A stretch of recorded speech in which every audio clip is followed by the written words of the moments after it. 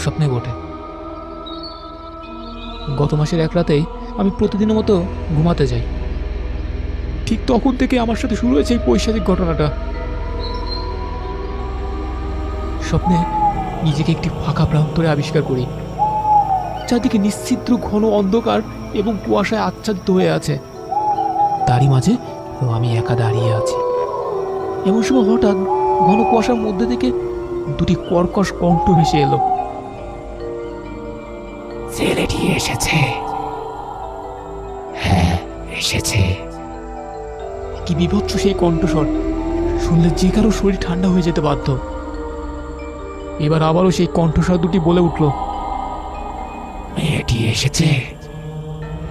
না, এখনো আসেনি। তবে কতক্ষণ আর না এসে থাকতে পারবে? ওকে তো আসতেই হবে। এই এমন সময় ও অদূরেই একটি মেয়ের কান্না শুনতে পেলাম। কান্নার শব্দটা এতটাই মর্মস্পর্শী ছিল যে তা শুনে আমার হাত পা অবাক হয়ে যাচ্ছে। একটি বড় গাছের গুড়ির উপর একটি মেয়ে মাথা নিচু করে বসে আছে। আমি জিজ্ঞাসা করলাম, কে কে ওখানে? আমার প্রশ্নটি শুনে মেয়েটি চমকে উঠে ভয়ার্ত একটি দৃষ্টি নিয়ে আমার দিকে তাকালো। যে দুটি বিভীষিকা ভয়ে আতঙ্কে আমার শরীর ঠান্ডা হয়ে যায়। দেখলাম আমি যেখানে বসে আছি সেখান থেকে বিস্তীর্ণ প্রান্তর জুড়ে কোটি কোটি ধারালো ইস্পাতের ফলা বিভিন্ন উচ্চতায় মাটি ফুঁড়ে বের হয়ে এসেছে। আমাকে যেতে হলে এর উপর থেকে দৌড়ে যেতে হবে। সেই নরপিশাচ দুটো সবেগে আমার দিকে দৌড়ে আসছে। আর কোনো উপায় নেই।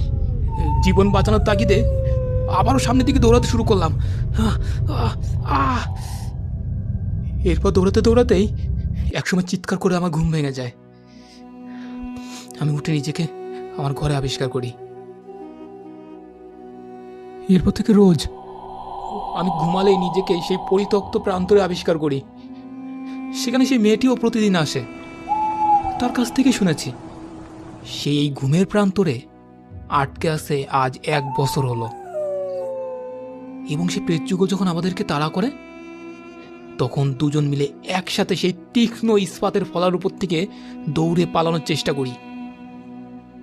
ওহ, সে যে কি নিদারুণ যন্ত্রণা তা আপনাকে বোঝাতে পারবো না। স্যার, এটা কোনো মেন্টাল স্ট্রেস নয়। এটা যে কতটা কষ্টের তা একমাত্র যার সাথে ঘটেছে সেই অনুভব করতে পারবে। রমেশ আমাকে ধন্যবাদ দিতে আবারও আমার চেম্বারে এসেছিল। ওর সাথেই ভীষণ সুন্দরী এবং হাস্যোজ্জ্বল একটি মেয়ে এসেছিল।